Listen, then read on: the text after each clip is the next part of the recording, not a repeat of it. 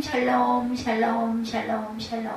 하나님 사랑합니다. 여러분 주 안에서 사랑합니다. 오늘 계시록 11장 말씀이죠. 15절에서 17절 내용입니다. 일곱째 천사가 나팔을 불매 이렇게 시작을 하죠. 15절에 하늘에 큰 음성들이 나서 이르되 세상 나라가 우리 주와 그의 그리스도의 나라가 되어 그가 세세토록 왕노릇 하시리로다 하니, 예, 큰 음성이 나서 세상 나라가 우리 주와 그리스도의 나라가 된다. 맞죠? 하나님 앞에서 자기 보좌에 앉아있던 24장로가 엎드려 얼굴을 땅에 대고 하나님께 경배하여 이르되 감사하옵나니 옛적에도 계셨고 지금도 계신 주 하나님 곧 전능하신 이여 친히 큰 권능을 잡으시고 왕노릇 하시도다. 예, 이 내용입니다. 계시록은 모두 22장까지 있어요. 예, 그 전반부가 1장부터 11장까지, 그 후반부는 12장부터 22장까지인데, 예, 오늘은 11장 15절에서 19절 말씀은 계시록의 전반부가 이제 끝이 나고 후반부로 들어가는 전환적인 그런 내용이죠. 오늘 보면 바로 앞절인 계시록 11장 14절에, 예, 그 계시록 11장 14절 말씀, 예, 보면 둘째 화는 지나갔으니 뭐라 그래요? 네, 보라 셋째 화가 속히 이르는도다. 셋째 화가 속히 이르는도다. 일곱째 천사가 나팔을 불매 하고 이제 얘기하죠. 예, 11장 15절에서 19절 말씀은 계시록의 전반부가 끝나고 후반부로 들어가는 전환점적인 말씀이다. 예, 둘째 화는 지나갔으니 보라 셋째 화가 속히 이를 것이다. 이렇게 얘기를 하죠. 첫째 화는 다섯째 나팔의 심판이었고 둘째 화는 여섯째 나팔의 심판을 가리킵니다. 그리고 여기서 말씀하신 셋째 화는 일곱째 나팔의 심판을 뜻합니다.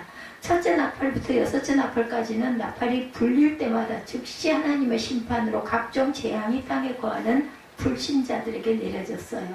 그러나 이들과는 달리 일곱째 나팔의 경우는 하나님의 심판이 계시록 15장에 가서야 비로소 등장을 합니다. 지금까지는 하나님이 땅에 거하는 불신자들을 심판하는 내용이었는데 요한계시록 12장부터 요한계시록 14장까지 해서 역사가 잠시 뒤로 돌아갑니다. 그러면서 사탄 마귀가 적그리스도를 이용해서 하나님을 대적하는 광경을 기술하고 있어요. 다시 말씀드리면 지금까지는 장차 역사의 마지막 한 일의 동안에 불신자들에게 내려질 하나님의 심판에 초점이 맞춰져 있었어요. 그런데 계시록 12장부터 14장까지는 같은 기간에 사단과 적그리스도가 하나님의 계획을 꺾으려는 시도에 초점을 맞춥니다. 그런 후에 요한계시록 15장에서 일곱째 나팔의 심판이 그 모습을 드러내죠. 계시록 15장부터 요한계시록 18장까지는 일곱째 나팔의 심판이 일곱 대접의 심판으로 진행이 됩니다. 일곱 대접의 심판이 지나간 후에 하나님의 심판은 모두 끝이 납니다. 계시록 19장에 가면 드디어 예수님이 다시 오시죠. 예수님은 다시 오셔서 사단의 세력을 모두 멸하셔요. 그리고 계시록 20장에서는 예수님은 그의 나라를 세우시죠. 마지막으로 계시록 21장과 22장은 예수님의 나라의 영원한 영광을 묘사합니다. 오늘 보면은 일곱째 천사가 나팔을 불었을 때의 광경을 담고 있어요. 일곱째 천사가 나팔을 불면 맨 먼저 하늘에서 찬송이 크게 울려 퍼집니다. 드디어 하나님의 나라가 온전히 임하게 되고 하나님의 뜻이 완전하게 이루어지게 되었기 때문이다. 그러면 이제부터 오늘 본문의 말씀을 세 부분으로 나눠 자세히 살펴봅니다. 나라에 임하옵시며 뜻이 하늘에서 이룬 것 같이 땅에서도 이루어지리이다. 이 말씀 속에서 우리의 기도가 이루어지는 그날을 기쁨으로 바라볼 수 있기를 바랍니다. 첫째는 하늘에서 큰 음성이 났어요. 그죠? 계시록 11장 15절에 일곱째 천사가 나팔을 불매 하늘에 큰 음성들이 나서 이르되 세상 나라가 우리 주와 그의 그리스도의 나라가 되어 세세토록 왕노릇 하시리로다. 누가? 그가 예수님이죠. 예수님은 하나님의 오른손에 있는 두루마리를 취하시고 그 두루마리를 봉하고 있던 일곱 인들 중에 마지막 일곱째 인을 떼셨을 때 그와 동시에 하나님 앞에 서 있는 일곱 천사들이 하나님께로부터 각기 나팔 하나씩을 받았어요. 첫째 천사부터 여섯째 천사까지 각 천사가 나팔을 불 때마다 하나님의 심판을 뜻하는 각종 재앙들이 땅에 거하는 불신자들에게 내려집니다. 그런데 요한은 한 힘센 천사가 그의 한 손으로 펴놓은 두루마리를 들고서 하늘에서 내려오는 것을 봅니다. 그 힘센 천사는 오른손을 들고 하나님을 가리켜 맹세하면서 이와 같이 말해요. 계시록 10장 7절이죠. 일곱째 천사가 소리내는 날 그의 나팔을 불려고 할 때 하나님이 그의 선지자들에게 전한 복음과 같이 하나님의 그 비밀이 이루어지리라 하더라. 힘든 천사가 하나님을 가리켜 맹세한 대로 7째 천사가 나팔을 불면 마지막 때에 관한 하나님의 비밀이 이루어질 것이다. 예수님이 다시 오실 것이다. 모든 악은 사라질 것이다. 성도들은 영화롭게 되어서 예수님과 함께 세대토록 영광을 누릴 것이다. 15절에 이와 같이 시작을 하죠. 7째 천사가 나팔을 불매. 드디어 7째 천사가 나팔을 불었어요. 그러므로 앞서 하늘에서 내려온 힘센 천사가 하나님을 가리켜 맹세한 대로 마지막 때에 관한 하나님의 비밀이 이루어지게 되죠. 땅에서 셋째 화가 땅에 거하는 자들에게 속히 이를 것이다. 그렇지만 그보다 앞서 오늘 본문은 하늘에서 일어날 반응을 먼저 밝히고 있습니다. 오늘 본문을 다시 보면 7째 천사가 나팔을 불매 하늘에서 큰 음성들이 났음을 말씀하죠. 하늘에는 하나님과 예수님과 성령이 계세요. 그리고 하나님의 보좌 주변에는 네 생물과 많은 천사들이 있는데 천사들의 수는 만만이요 천천이다. 이렇게 많다라는 이야기죠. 또는 하나님의 보좌 둘레는 24보좌에는 모든 성도들을 대표하는 24장로가 앉아있어요. 15절에 나타나는 하늘에서 나는 큰 음성들은 네 생물들을 비롯한 많은 천사들이 하나님을 찬송하는 소리라고 볼 수가 있죠. 왜냐하면 16절에 모든 성도들을 대표하는 24장로들이 이들을 찬송에 화답하고 있기 때문이에요. 계시록 6장 1절에 보면 첫째 생물이 말할 때 그 음성이 물의 소리와 같다라고 그랬어요. 따라서 내 생물을 비롯하여 많은 천사들이 다 같이 하나님을 찬송할 때 자연히 하늘에서 큰 음성들이 날 수밖에 없겠죠. 이어서 오늘 본문에 그들이 찬송하는 내용이 나오죠. 15절 후반부에 이르되 세상 나라가 우리 주와 그의 그리스도의 나라가 되어 그가 세세대로 왕노로 다시리로다 하니 우선 여기 두 나라가 등장하죠. 하나는 세상 나라, 다른 하나는 우리 주와 그리스도의 나라입니다. 예, 세상에는 여러 나라가 있어요. 그렇지만 오늘 본문에 세상 나라들이라고 복수용을 사용해서 표현하지 않았어요. 마치 이 세상에는 단 하나의 나라밖에 없는 것처럼 단수용을 써서 세상 나라라고 표현합니다. 그냥 무더기로 그들 묶은 거죠. 여기에는 까닭이 있어요. 요한복음 12장 31절에 보면 이제 이 세상에 대한 심판이 이르렀으니 이 세상의 임금이 쫓겨나리라 이렇게 말씀하고 있습니다. 요한 1서 5장 19절에도 또 아는 것은 우리는 하나님께 속하고 온 세상은 악한 자 안에 처한 것이며 여기서 온 세상을 다스리는 임금 곧 악한 자는 마귀를 가리킵니다. 그러니까 한 덩어리로 묶은 거예요. 그래서 정치적으로 보면 세상에는 여러 나라들이 당연히 있어요. 그러나 영적으로 보면 세상에는 한 나라밖에 없습니다. 세상 나라. 예, 그 모든 악한 자들의 그 그룹입니다. 모든 나라를 한 임금 마귀가 다스리기 때문이다. 그죠? 7째 나팔이 불리기 전에는 온 세상이 악한 자 안에 처해 마귀가 다스리는 나라였는데 7째 천사가 나팔을 불면 사정이 달라진다. 마귀가 다스리는 세상 나라는 우리 주와 그의 그리스도의 나라가 될 것이다. 물론 여기서 우리 주는 하나님을 가리키고 그의 그리스도는 하나님이 그 땅에 그리스도로 보내신 그의 독생자 예수님을 가리킵니다. 예수님이 광야로 가셔서 마귀의 시험을 받으실 때였죠. 그때 예수님은 마귀에게서 3가지의 시험을 받으셨어요. 가장 그중 한 가지가 마귀는 예수님을 데리고 지극히 높은 산으로 가서 천하 만국과 그 영광을 보이면서 제안하죠. 누가복음 4장 6, 7절입니다. 이르되 이 모든 권위와 그 영광을 내가 네게 주리라. 이것은 네게 넘겨준 것이므로 내가 원하는 자에게 주노라. 그러므로 내가 만일 네게 전하면 다 내 것이 되리라. 이렇게 전하면 내가 만일 내게 전하면 다 내 것이 되리라. 물론 예수님은 이런 자의 마귀의 제안을 거부하죠. 대신 예수님은 하나님의 뜻을 따라 십자가의 길을 택하십니다. 그런 후에 예수님은 하나님께로부터 하늘과 땅의 모든 권세를 받으시죠. 하늘과 땅의 모든 권세를 받으신 예수님은 마귀의 권세를 완전히 멸하시고 그의 나라를 영원히 세우실 것이죠. 고린도전서 15장 24절입니다. 그 후에는 마지막이니 그가 모든 통치와 모든 권세와 능력을 멸하시고 나라를 아버지 하나님께 바칠 때라 이렇게 말씀합니다.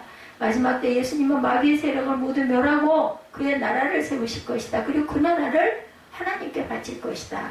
고린도전서 15장 28절입니다. 만물을 그에게 복종하게 하실 때에는 아들 자신도 그때 만물을 자기에게 복종하게 하신 이에게 복종하게 되리니 이는 하나님이 만유의 주로서 만유 안에 계시려 하십니다. 이처럼 예수님은 모든 영광을 하나님께 돌리셨어요. 다시 오늘 본문으로 돌아옵니다. 세상 나라가 우리 주와 그의 그리스도의 나라가 되어 일곱째 나팔이 불리면 예수님이 다시 오시죠. 예수님은 사단의 권세를 멸하시고 그의 나라를 세우신다. 그런 후에 예수님은 그의 나라를 하나님께 바친다. 그런데 오늘 본문 가운데 되어라는 단어를 주목하시기 바랍니다. 될 것이니가 아니라 되어입니다. 되어. 그러니까 미래형이 아니라 과거형이에요. 일곱째 나팔이 불리더라도 그리스도의 나라가 세워지는 것은 나중에 요한계시록 20장에 와서 이루어져요. 그런데도 하늘에서 나는 큰 음성은 일곱째 천사가 나팔을 불자 그와 같이 찬송합니다. 세상 나라가 우리 주와 그의 그리스도의 나라가 되었도다. 이미 되었다는 거죠. 앞으로 이루어질 일인데 그 일이 이루어질 것은 너무나 확실하기 때문에 과거형으로 사용한 거예요. 하늘에서 나는 큰 음성들의 찬송은 이와 같이 끝나고 있어요. 그가 세세토록 왕노릇 하시리로다. 물론 여기서의 그는 하나님을 가리키죠. 앞서 우리 주와 그의 그리스도라고 할 때 그가 하나님을 가리키기 때문입니다. 일곱째 나팔이 불리면 세상 나라가 우리 주 하나님과 그의 그리스도 예수님의 나라가 될 것이다. 그러므로 하나님과 예수님의 세세토록 왕노릇 하시며 다스리실 것인데 오늘 보면 단지 그가 세세토록 왕노릇 하실 것이다 라고 말씀합니다. 그것은 전혀 문제가 되지 않죠. 예수님은 하나님이시기 때문이에요. 그죠? 예, 삼위 하나님이십니다.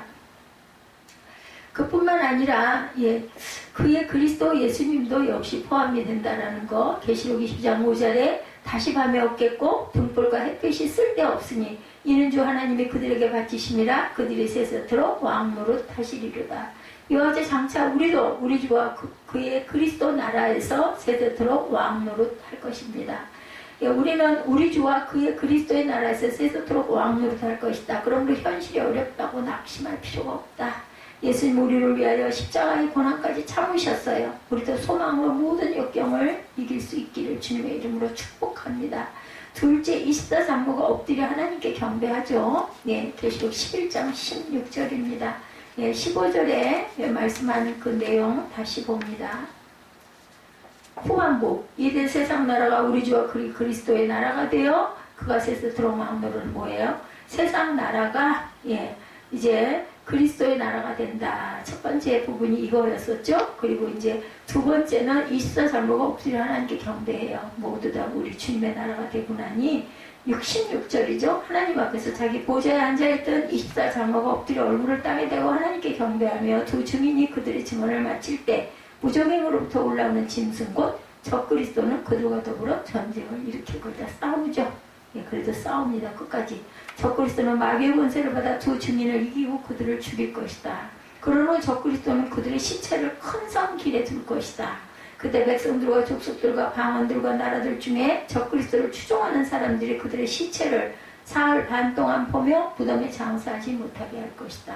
적그리스도를 따르는 자들은 그들의 죽음을 즐거워하고 기뻐하여 서로 예물을 보낼 것이다. 이와 같이 마귀는 적그리스도를 통하여 백성들과 족속들과 방언들과 나라들을 다스릴 것이다. 온 세상은 마귀가 다스리는 나라가 될 것이라는 것. 그러나 일곱째 천사가 나팔을 불면 마귀가 다스리는 세상 나라가 우리 주와 그의 그리스도의 나라가 될 것이라는 것. 일곱째 나팔이 불리면 예수님이 다시 오시기 때문이죠. 하늘과 땅의 모든 권세를 가지신 예수님은 세상 나라를 다스리는 마귀의 권세들을 모두 멸하실 것이다. 그런 후에는 예수님은 그의 나라를 영원토록 세우시고 그 나라를 하나님께 바칠 것이다. 자연히 일곱째 나팔이 불리자 하늘에서 큰 음성이 납니다. 하늘에 있는 네 생물들을 비롯하여 모든 천사들이 큰 음성으로 하나님을 찬송하는 소리였어요. 세상 나라가 우리 주와 그의 그리스도의 나라가 되어 그가 세세토록 왕노릇 하시리로다. 이와 같이 네 생물과 천사들이 큰 음성으로 하나님께 찬송할 때 그들의 찬송에 화답하여 하나님을 찬송하는 자들이 또한 있었는데 그것은 16절 전반부 말씀에 나오는 대로 하나님 앞에서 자기 보좌에 앉아있던 24장로들이다. 계시록 4장 4절입니다. 또 보좌에 들려 24보좌들이 있고 그 보좌들 위에 24장로들이 흰옷을 입고 머리에 금관을 쓰고 앉았더라. 이와 같이 하나님의 보좌에 둘러있는 24보좌들 위에는 24장로들이 흰옷을 입고 머리에 금관을 쓰고 앉아있었어요. 성경에 천사들이 앉아있다는 말씀은 단 한 번도 나오지 않습니다. 그들은 늘 서 있어요. 그들이 해야 할 사명이 계속되기 때문입니다. 그러나 모든 성도들을 대표하는 24장로들은 보좌에 앉아있어요.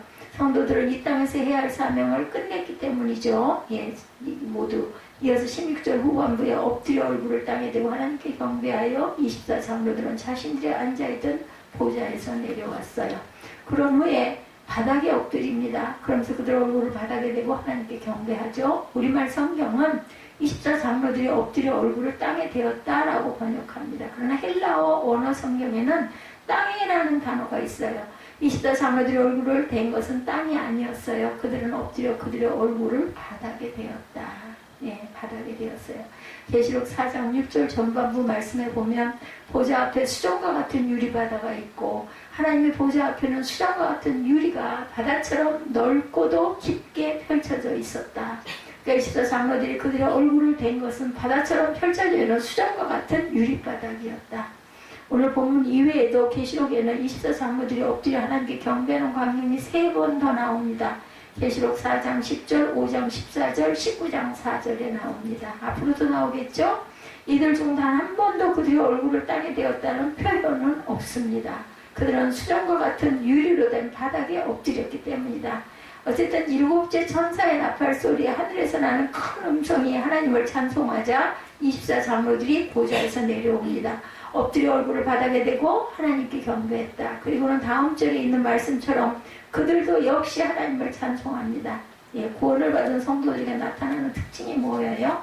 예, 엎드려 경배하며 하나님을 찬송하는 게 구원받은 성도들의, 은혜 받은 사람들의 특징이죠. 찬양이 너무너무 좋죠. 성도들은 늘 하나님께 예배하며 하나님을 찬송하기를 기뻐합니다. 성도들은 모든 것이 하나님의 은혜인 줄을 깨닫기 때문이에요. 지금도 하나님은 하나님께 참되게 예배하는 자들을 찾으시죠? 영과 진리로 예배드리라고 말씀하죠. 우리를 세상 나라에서 우리 주와 그리스도의 나라로 옮기신 하나님의 은혜를 깊이 생각하면서 언제나 엎드려 하나님께 경배하며 하나님을 찬송하기를 기뻐하는 우리 모두가 되시기 바랍니다. 셋째 24장로들이 하나님을 찬송했어요. 17절에 이르되 감사하옵나니 옛적에도 계셨고 지금도 계신 주 하나님 곧 전능하신 이여 친히 큰 권능을 잡으시고 왕노릇 하시도다. 7째 천사가 나팔을 불자 하늘에서 나는 큰 음성들이 하나님을 찬송합니다. 그러자 24장로들은 그들이 앉아있던 보좌에서 내려와서 엎드려 얼굴을 바닥에 대고 하나님께 경배했어요. 그러면서 그들도 역시 하나님을 찬송했다. 24장로들의 찬송은 3부분으로 나눠집니다. 첫째 찬송의 핵심적인 내용은 뭐였어요? 감사입니다. 둘째 찬송을 받으실 대상인 하나님의 속성을 밝힙니다. 셋째 하나님께 감사하며 하나님을 찬송하는 근거가 제시가 됩니다. 이들 3부분을 차례대로 간략하게 살펴보면 감사하옵나니 먼저 24장로들은 하나님께 감사를 드렸어요. 나라의 임하옵시며 이제는 모든 성도들의 기도가 이루어집니다. 더 이상 마귀의 유혹도 없고 적그리스도의 박해도 없어요. 그러므로 24장로들은 먼저 하나님께 감사드렸다. 이어서 24장로들은 그들이 찬송한 하나님이 어떤 분이신지를 밝힙니다. 옛적에도 계셨고 지금도 계신 주 하나님 곧 전능하신 이여. 원문의 순서대로 직역하면 이와 같습니다. 주 하나님 곧 전능하신 이여 옛적에도 계셨고 지금도 계시나이다. 여기 하나님의 속성 중 3가지가 나타나죠. 하나님은 주님이세요. 시편 24편 1절입니다. 땅과 거기에 충만한 곳과 세계와 그 가운데 사는 자들은 다 야훼의 것이로다. 아멘. 하나님은 온 세상을 창조하셨기 때문에 마땅히 온 세상의 주인은 하나님이시죠. 나와서 하나님은 전능하신 분입니다. 전능하신 하나님은 사단에게 일시적으로 세상 나라를 다스리도록 허락하셨어요. 그러나 하나님은 마지막에 사탄을 멸하실 것이다. 사탄이 그의 세력들을 결집해서 대항하더라도 전능하신 하나님을 절대로 사단은 이기지 못합니다. 왜냐하면 사단도 하나님의 허락을 받고 이것도 하고 저것도 하기 때문에 뿐만 아니라 하나님은 옛적에도 계셨고 지금도 계시고 앞으로도 계실 전능하신 하나님. 이는 하나님의 영원하심을 뜻합니다. 영원하신 하나님은 옛적에도 온 세상의 주님이셨고 지금도 역시 온 세상의 주인이십니다. 또한 영원하신 하나님은 옛적에도 전능하셨고 지금도 전능하셨고 앞으로도 전능하실 것이죠. 계시록 1장 4절, 1장 8절 그리고 4장 8절에 보면 하나님의 영원성을 이와 같이 표현하고 있습니다. 하나님은 전에도 계셨고 지금도 계셨고 장차 오실 분이다. 네, 이 말씀도 조용기 목사님이 정말 많이 하셨어요. 전에도 계셨고 지금도 계시고 장차 오실 분. 근데 오늘 본문에 이 가운데 하나님의 장차 오실 분이라는 표현이 빠졌어요. 일곱째 나팔이 불리면서 하나님이 오시기 때문입니다. 이제는 더 이상 하나님이 장차 오실 분이 아니라 이미 오신 분이라는 거예요. 이미 오셨어. 그러므로 계시록 16장 5절에는 오늘 본문 이후로는 하나님의 영원성을 뜻할 때는 장차 오실 분이라는 표현이 생략됩니다. 16장 5절 말씀 그처럼 이제 오늘 본문은 이와 같이 끝맺음을 합니다. 17절 후반에 친히 큰 권능을 잡으시고 왕노릇 하시도다. 24장로들이 하나님께 감사하며 하나님을 찬송하는 까닭은 하나님이 친히 큰 권능을 잡으시고 왕노릇을 하시기 때문이라는 것. 전능하신 하나님은 큰 권능을 잡으시고 마귀의 세력을 완전히 멸하셨어요. 이제는 하나님이 온 세상의 주가 되셔서 영원토록 온 세상을 다스리게 되셨어요. 그러므로 24장로들은 하나님께 감사하며 하나님을 찬송합니다. 예수님이 가르치신 대로 오늘도 우리는 이와 같이 기도하죠. 나라의 임하옵시며 일곱째 나팔이 불리면 우리가 드리는 이 기도는 이루어질 것입니다. 우리는 우리 주와 우리 그리스도의 나라에서 영원토록 왕노릇할 것이라는 것. 세상 나라에 사는 동안 우리에게는 유혹도 많고 박해도 많이 있을 수 있어요. 그러나 전능하시고 영원하신 하나님이 우리의 주님이시죠. 우리 주 예수 그리스도로 말미암아 우리에게 승리를 주시는 하나님께 감사하고 하나님을 찬송하는 저와 여러분이 되시기를 주님의 이름으로 축복합니다. 오늘은 계시록 11장 말씀 15절부터 보았죠. 일곱째 천사가 나팔을 불매 하늘에 큰 음성이 나서 이르되 세상 나라가 우리 주와 그 그리스도의 나라가 되어 그가 세사토록 왕노릇 하시리로다 하니 하나님 앞에서 자기 보좌에 앉아있던 24장로가 엎드려 얼굴을 땅에 대고 하나님께 경배하여 이르되 감사하옵나니 옛적에도 계셨고 지금도 계신 주 하나님 곧 전능하시며 친히 큰 권능을 잡으시고 왕노릇 하시도다. 이렇게 고백합니다. 경외하는 자들에게 상을 주신다라고 18절에 보면은 나와 있어요. 경외하는 자들에게 상을 주신다. 이 부분은 그날에 우리는 그리스도의 심판대 앞에 서서 선악과의 심판을 받게 될 것이다. 고린도서 5장 10절 야훼를 경외하는 자들은 생명의 부활로 나와서 새 예루살렘에 들어가게 될 것이다. 말라기 3장 16, 7절 4장 2절 내 이름을 경외하는 너희에게는 공의로운 해가 떠올라 치료하는 광선을 비추리니 너희가 나가서 외양간에서 나온 송아지같이 뛰리라. 요한복음 5장 29절에 선한 일을 행한 자는 생명의 부활로 악한 일을 행한 자는 심판의 부활로 이렇게 말씀하죠. 18절에 또한 멸망시킬 때로소이다 하고 얘기하죠. 땅을 망하게 하는 자들을 멸망시키실 때로소이다 하더라. 이 말은 시대가 미래형이에요. 따라서 일곱째 천사가 나팔을 부는 즉시 주께서 구름을 타고 강림하시는 것이 아니라 일곱째 나팔을 분 때로부터 주께서 강림하시기까지는 얼마간의 시간이 있음을 우리에게 알려주고 있다는 거죠. 거룩한 성을 42달 동안 짓밟으리로다. 2절에 보면 나와 있습니다. 우리 앞에 봅니다. 성전 바깥마당은 측량하지 말고 그냥 두라. 이것은 이방인들에게 주었은즉 그들이 거룩한 성을 42달 동안 짓밟으리라. 무슨 뜻일까요? 누가복음 21장 24절에 예루살렘은 이방인의 때가 차기까지 이방인들에게 짓밟히리라. 이렇게 말하고 있습니다. 계시록 13장 짐승이 42달 동안 일할 권세를 받으니라. 성도들과 싸워 이기게 된다는 거예요. 데살로니가서 2장 1절에서 4절에 저 불법의 사람 곧 멸망의 아들이 나타나기 전에는 그날이 이르지 아니하리니 그는 하나님의 성전에 앉아 자기를 하나님이라고 내세우느니라. 누가? 불법의 사람 멸망의 아들이 이렇게 자기는 하나님이라고 내세우리라는 거. 자기가 그런 사람 너무나 많잖아요. 요즘에도 보면은 기가 막힌 일인데 그걸 믿고 따르는 자가 있는 게 또 이상하죠. 내가 나의 두 증인에게 권세를 주리니 그들이 굵은 베옷을 입고 1260일을 예언하리라. 그들은 이 땅에 주 앞에 서 있는 두 감람나무와 두 촛대니 이렇게 얘기를 합니다. 두 감람나무 뭘까요? 스가랴 4장 11절에서 14절에 보면요. 두 감람나무는 무슨 뜻이니까 묻습니다. 이는 기름 부음 받은 자 둘이니 온 세상에 주 앞에 서 있는 자니라. 여기서 모세와 엘리야라고 마태복음 17장 3절에 마가복음 9장 4절에 누가복음 9장 30절에서 33절에 증거합니다. 모세와 엘리야. 재림의 주님의 앞서 두 증인 모세와 엘리야 같은 선지자가 일어나 성도들에게 주님 맞을 준비를 시키게 될 것이다. 두 촛대는 뭐예요? 교회죠. 촛대 계시록 1장 20절에 나옵니다. 일곱 촛대는 일곱 교회니라 이렇게 얘기하고 있어요.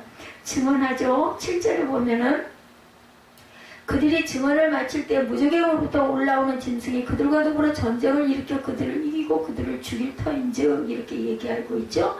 두 증인 증언은 세례 요한의 설교와 같습니다. 세례 요한은 초림의 주님보다 앞서와서 이스라엘 백성에게 의의 도, 곧 호렙에서 모세에게 명령한 법을 가르쳐 그들의 마음을 하나님께로 돌이키게 하죠. 이와 같이 세림의 주님에 앞서 두 증인이 교회를 통해 하나님의 언약을 가르쳐 성도들로 회개하게 하고 주님 맞을 준비를 시킬 것이다. 말라기 4장 4절에서 6절에 보라 야훼의 크고 두려운 날이 이르기 전에 내가 선지자 엘리야를 너에게 보내리니 이렇게 말씀합니다. 그리고 11장 11절에서 13절에 보면 두 증인이 다시 살아나 승천하게 될 사건을 말하죠. 이것이 마지막 복음의 증언이고 마지막 회개의 기회다. 13절에 그때 큰 진지이 나서 성 10분의 1이 무너지고 지진에 죽은 사람이 7천이라 남은 자들이 두려워하여 영광의 하나님께 돌리더라. 셋째 화는 지나갔으나 보라 셋째 화가 속히 이르는도다 이렇게 말하죠. 15절에 일곱째 천사가 나팔을 불매 오늘 본문이었어요. 큰 음성이 나서 이르되 세상 나라가 우리 주와 그의 그리스도의 나라가 되어 그가 세세토록 왕노릇하리로다. 이 부분 보면 이 일곱째 천사가 나팔을 불었어요. 일곱째 천사가 나팔을 부내 그리스도께서 구름을 타고 강림하실 것이다. 계시록 14장 14절에 있었죠. 경외하는 자들에게 상 주신다. 그날에 우리는 그리스도의 심판대 앞에 서서 선악간의 심판을 받게 되며 야훼를 경외하는 자들은 생명의 부활로 나와서 새 예루살렘에 들어가게 될 것이다. 잊지 마시기 바랍니다.